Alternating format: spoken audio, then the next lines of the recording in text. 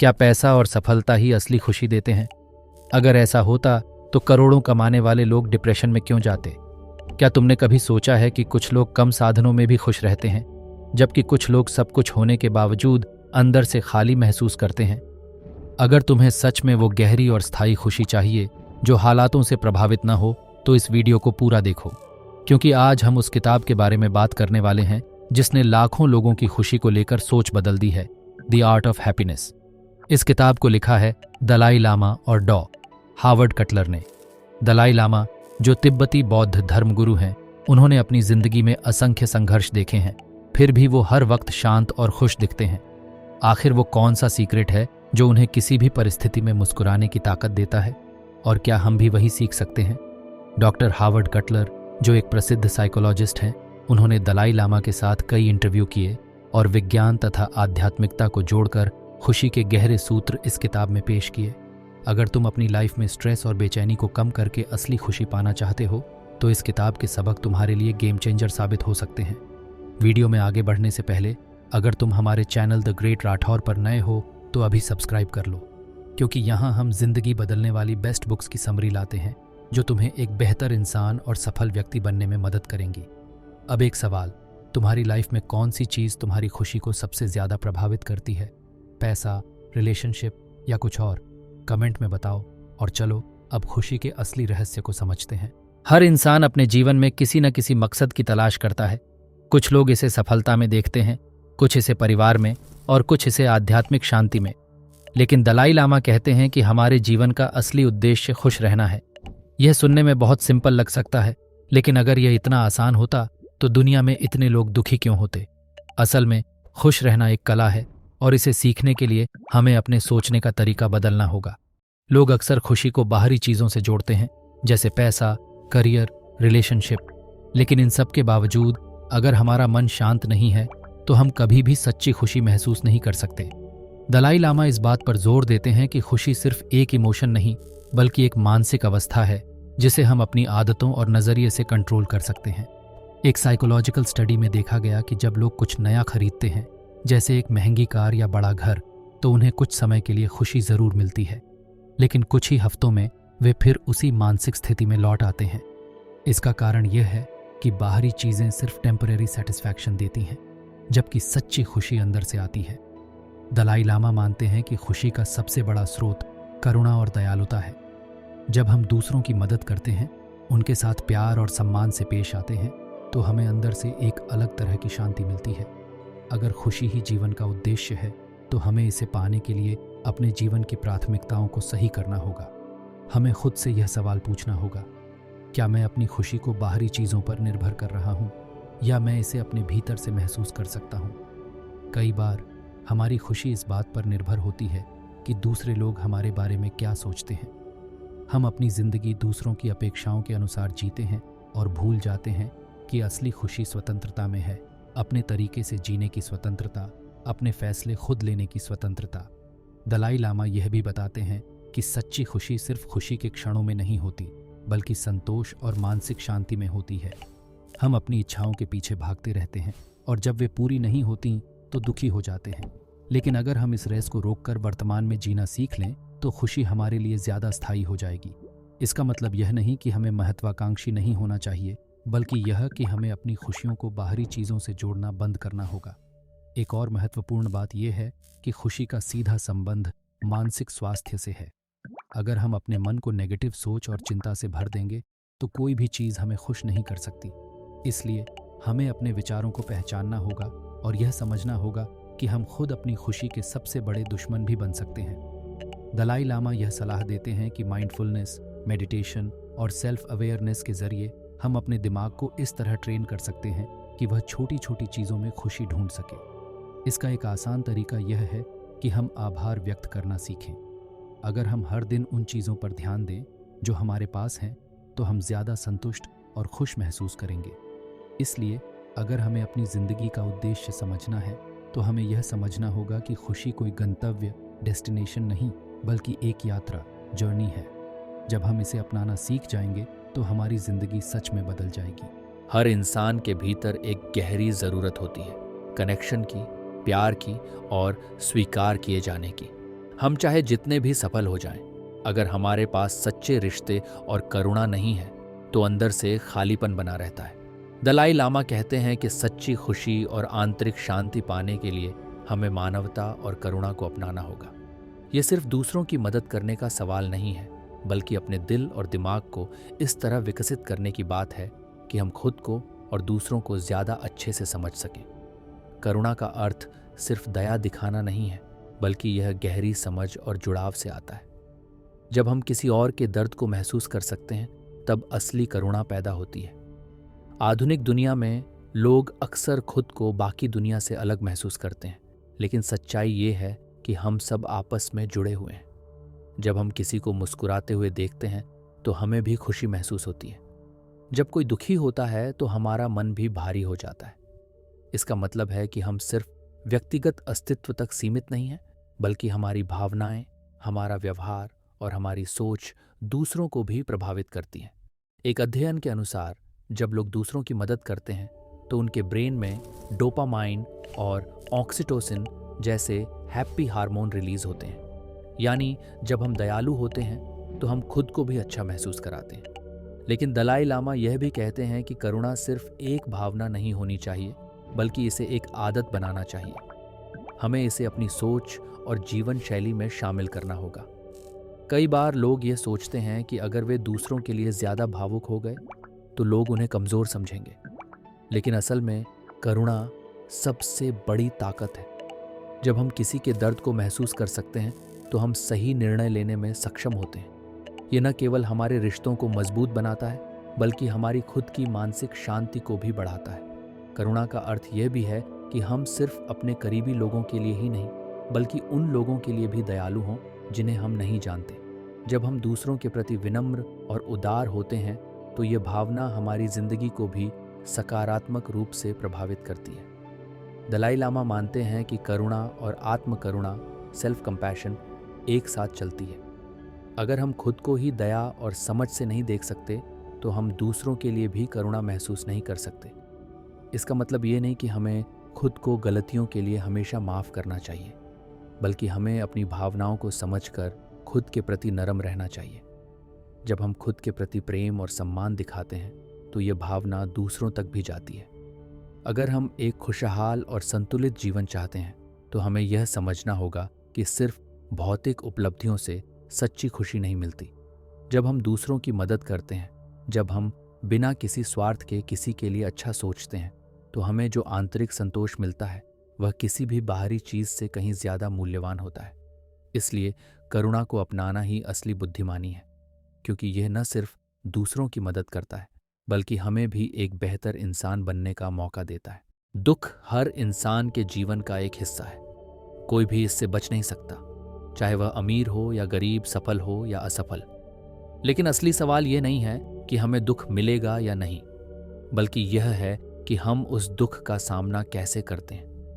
दलाई लामा कहते हैं कि दुख को टाला नहीं जा सकता, लेकिन हम इसे अपने फायदे में बदल सकते हैं। जब हम इसे एक सीखने का अवसर समझते हैं तो यह हमारे व्यक्तित्व को और मजबूत बना देता है।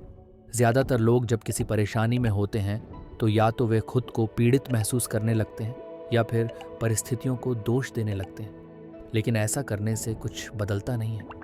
दलाई लामा का मानना है कि दुख से बचने की कोशिश करने की बजाय हमें इसे समझना चाहिए। अगर हम इस पर ध्यान दें कि यह दुख हमें क्या सिखा सकता है, तो हम इसे अपनी मानसिक और भावनात्मक शक्ति बढ़ाने के लिए उपयोग कर सकते हैं। एक महत्वपूर्ण तरीका जिससे हम अपने दुख को बदल सकते हैं वह है सोचने का नज़रिया बदलना। उदाहरण के लिए, जब कोई कठिनाई आती है तो हम इसे एक अंत की तरह देख सकते हैं या फिर इसे एक नए अवसर की शुरुआत की तरह ले सकते हैं। बहुत सारे सफल लोग अपनी ज़िंदगी के सबसे कठिन समय से कुछ न कुछ सीख कर आगे बढ़े हैं। जब हम चुनौतियों को एक परीक्षा की तरह देखने लगते हैं तो हमारी मानसिकता मजबूत हो जाती है। दलाई लामा यह भी बताते हैं कि कई बार दुख हमारे अंदर करुणा को बढ़ाने का काम करता है। जब हम खुद किसी कठिन समय से गुजरते हैं तो हम दूसरों के दर्द को बेहतर तरीके से समझ सकते हैं। इससे हमारे अंदर दूसरों के प्रति सहानुभूति और दयालुता बढ़ती है। यही कारण है कि बहुत से लोग जो खुद कठिनाइयों का सामना कर चुके होते हैं वे दूसरों की मदद के लिए आगे आते हैं। इस तरह दुख हमें ज्यादा संवेदनशील और दयालु इंसान बनाता है। ध्यान और आत्मविश्लेषण, सेल्फ रिफ्लेक्शन भी दुख को बदलने का एक प्रभावी तरीका है। जब हम ध्यान करते हैं या अपने विचारों को गहराई से समझने की कोशिश करते हैं तो हम यह देख पाते हैं कि हमारा दर्द सिर्फ हमारी सोच का एक हिस्सा है। कई बार हम किसी घटना को इतना बड़ा बना लेते हैं कि वह हमें पूरी तरह तोड़ देती है, जबकि अगर हम थोड़ा अलग नज़रिए से देखें तो वही घटना हमें मानसिक रूप से और मजबूत बना सकती है। एक और महत्वपूर्ण बात यह है कि हमें अपनी भावनाओं को दबाने की बजाय उन्हें स्वीकार करना सीखना चाहिए। जब हम अपने दुख को स्वीकार कर लेते हैं तो हम उसे बेहतर तरीके से समझ सकते हैं। इससे हमें यह एहसास होता है कि दुख भी जीवन का एक स्वाभाविक हिस्सा है और हमें इसे अपनी ताकत में बदलने का तरीका खोजना चाहिए। अंत में हमें यह समझना होगा कि दुख हमेशा हमारे नियंत्रण में नहीं होता, लेकिन हमारा उस पर कैसे रिएक्ट करना है ये पूरी तरह हमारे हाथ में है। जब हम इसे एक चुनौती की तरह देखते हैं और इससे सीखते हैं तो ये न केवल हमें मजबूत बनाता है बल्कि हमारे जीवन में असली खुशी और मानसिक शांति भी लाता है। रुकावटें हर किसी के जीवन में आती हैं, लेकिन फर्क इस बात से पड़ता है कि हम उनका सामना कैसे करते हैं। कुछ लोग मुश्किलों से घबराकर हार मान लेते हैं, जबकि कुछ उन्हें एक अवसर की तरह देखते हैं और आगे बढ़ते हैं। दलाई लामा कहते हैं कि रुकावटें हमारी सोच और व्यक्तित्व को निखारने का जरिया है। अगर हम सही मानसिकता अपनाएं तो हर चुनौती हमें और मजबूत बना सकती है। जब कोई समस्या सामने आती है तो सबसे पहले हमें अपने सोचने के तरीके पर ध्यान देना चाहिए। कई बार रुकावटें उतनी बड़ी नहीं होती जितनी हम उन्हें अपने दिमाग में बना लेते हैं। हम खुद को बताते रहते हैं कि यह बहुत मुश्किल है, ये मुझसे नहीं होगा, या मेरे पास इसे हल करने की क्षमता नहीं है। लेकिन सच तो ये है कि हमारी क्षमताएं हमारी सोच से कहीं ज्यादा होती हैं। अगर हम खुद को शांत रखें और समस्या को एक नए दृष्टिकोण से देखें तो हमें समाधान मिलने लगते हैं। धैर्य और आत्मनियंत्रण भी बाधाओं को पार करने में अहम भूमिका निभाते हैं। जब कोई मुश्किल आती है तो हमारा दिमाग नेगेटिव सोच से भर जाता है और हम घबरा जाते हैं। लेकिन अगर हम धैर्य रखें और हर स्थिति को समझने की कोशिश करें तो हमें सही समाधान भी दिखने लगते हैं। दलाई लामा बताते हैं कि अक्सर सबसे अच्छा हल तभी मिलता है जब हम घबराने की बजाय शांत रहकर सोचते हैं। रुकावटों को पार करने का एक और तरीका है लचीलापन, रेजिलियंस विकसित करना। जीवन हमेशा वैसा नहीं चलता जैसा हम चाहते हैं। कई बार हमें असफलताओं का सामना करना पड़ता है, लेकिन असली जीत उसी की होती है जो गिरकर फिर से खड़ा हो जाए। जब हम किसी समस्या से सीखकर आगे बढ़ते हैं तो हम पहले से ज्यादा मजबूत और आत्मविश्वासी बन जाते हैं। रुकावटों से निपटने में करुणा और आत्मस्वीकृति भी मदद करती है। जब हम खुद के प्रति दयालु होते हैं और अपनी गलतियों को स्वीकार करते हैं तो हमें आगे बढ़ने की हिम्मत मिलती है। कई लोग अपनी असफलताओं को लेकर खुद को दोषी मानते हैं और अंदर ही अंदर टूट जाते हैं। लेकिन अगर हम अपनी गलतियों से सीखें और खुद को बेहतर बनाने की कोशिश करें तो हम किसी भी मुश्किल को पार कर सकते हैं। आखिर में हमें यह समझना होगा कि रुकावटें सिर्फ एक परीक्षा होती हैं जो हमें मजबूत बनाने के लिए आती हैं। अगर हम हर चुनौती को सीखने का अवसर मान लें तो जीवन में कोई भी बाधा हमें रोक नहीं सकती। जब भी कोई मुश्किल आए तो उसे एक शिक्षक की तरह देखें जो हमें कुछ नया सिखाने आई है। इस नज़रिए से हम हर समस्या को एक नए अवसर में बदल सकते हैं और आगे बढ़ सकते हैं। आध्यात्मिक जीवन सिर्फ पूजा पाठ या किसी विशेष परंपरा का पालन करने तक सीमित नहीं है।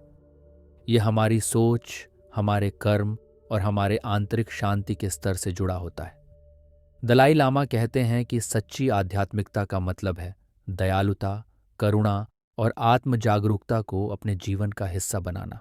जब हम इन मूल्यों को अपनाते हैं तो हम न केवल खुद को बल्कि दुनिया को भी एक बेहतर जगह बना सकते हैं। बहुत से लोग सोचते हैं कि आध्यात्मिक जीवन का मतलब भौतिक दुनिया से दूरी बनाना है, लेकिन सच्चाई इसके बिल्कुल उलट है।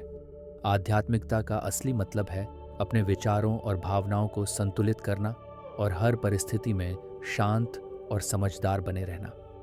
जब हम भीतर से शांत होते हैं तो बाहरी दुनिया की परेशानियां हमें आसानी से विचलित नहीं कर पाती। इस शांति को पाने के लिए सबसे जरूरी है स्वयं को जानना और अपने मन को समझना। हमारा दिमाग लगातार विचारों और इच्छाओं से भरा रहता है, जो हमें बार बार भटकाते हैं। अगर हम अपने विचारों को सही दिशा में लगाना सीख लें तो जीवन में स्थिरता और खुशी अपने आप आ जाती है। ध्यान और आत्मचिंतन, सेल्फ रिफ्लेक्शन, इसके लिए सबसे प्रभावी तरीके हैं। जब हम रोज कुछ समय अपने भीतर झांकने में बिताते हैं तो हमें यह समझ आने लगता है कि हमारी असली खुशी बाहरी चीज़ों में नहीं बल्कि हमारी आंतरिक संतुलन में है।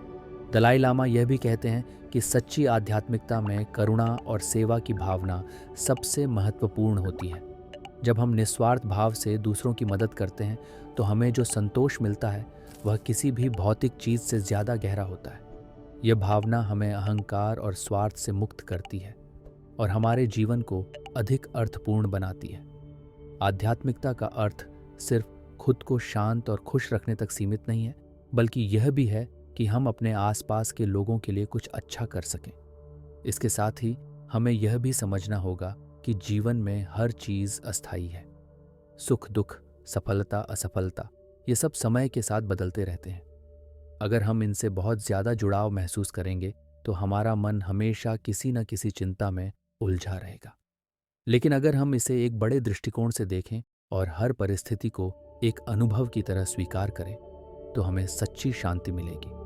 अंत में आध्यात्मिक जीवन कोई अलग से अपनाई जाने वाली चीज़ नहीं है, बल्कि यह हमारे रोज़मर्रा के जीवन का हिस्सा होना चाहिए।